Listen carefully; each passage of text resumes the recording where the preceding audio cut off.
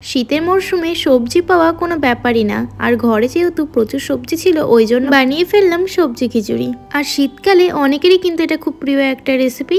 আশা করি সবাই জানো এই রেসিপিটা, তবুও একটু শেয়ার করলাম। প্রথমে আমি কড়াই বসিয়ে কড়াইটাকে হিট করে নিয়ে তার মধ্যে দিয়েছি সবজিগুলো ফ্রাই করার জন্য সর্ষের তেল। তার মধ্যে দিয়েছি কেটে রাখা গাজর, কেটে রাখা সিম, কেটে রাখা মূলো, কেটে রাখা বেগুন, আর দিয়েছি কেটে রাখা ওলকপি, ছাড়িয়ে রাখা কড়াইশুঁটি, টমেটো আর লঙ্কা দিয়ে ভালো করে নাড়াচাড়া করে নেব। এগুলো বেশ কিছুক্ষণ তেলের মধ্যে কিন্তু আমি কষিয়ে নেব। বেশ সময় নিয়ে বেশ খানিকক্ষণ ধরে এগুলোকে আমি তেলের মধ্যে ফ্রাই করে নেব কিংবা কষিয়ে নেব।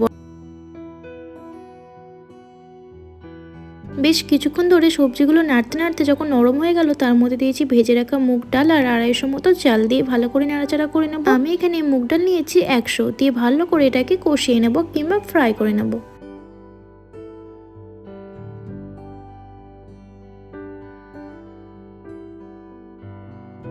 বেশ কিছুক্ষণ নাড়াচাড়া করে নেওয়ার পরে এর মধ্যে দেবো পরিমাণ মতো লবণ, পরিমাণ মতো হলুদ গুঁড়ো আর দিয়ে দেবো পরিমাণ মতো চিনি। বরাবরই আমি কিন্তু সব রেসিপিতেই বলি চিনিটা দেওয়ার কারণ হলো স্বাদের ব্যালেন্সটা ঠিক করার জন্য।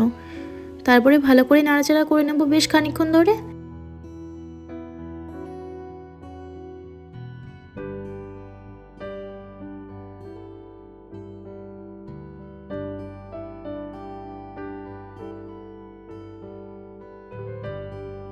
এইভাবেই নাড়াচাড়া করতে করতে বেশ খানিকক্ষণ ধরে আমি নাড়াচাড়া করে চালগুলোকে তেলের মধ্যে ফ্রাই করে নিয়েছি। এই যে আমার কিন্তু ফ্রাইটা মোটামুটি ওই হালকার উপরে হয়ে গেছে। এখানে মোটামুটি 50% কিন্তু রেসিপিটা রেডি। এবার আমি প্রেসার কুকারের মধ্যে সবজি আর চালে মিক্সড করা ওগুলো আমি দিয়ে দেবো প্রেসার কুকারের মধ্যে।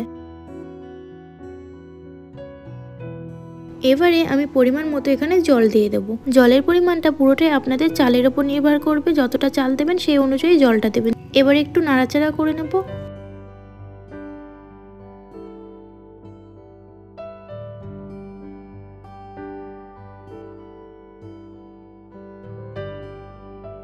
এবারে প্রেসার কুকারের মুখটা আটকে দেবো আর কটা সিটি মেরে নেবো।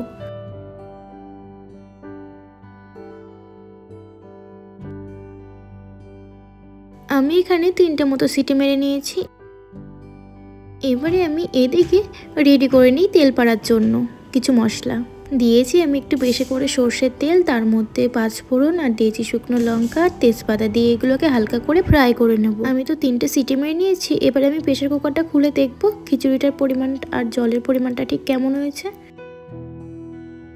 তো দেখুন ভালোই হয়েছে। এবার আমি এর মধ্যে যেটা রেডি করেছিলাম মশলাটা দিয়ে দেবো, দিয়ে ভালো করে এটাকে নাড়াচাড়া করে নেব।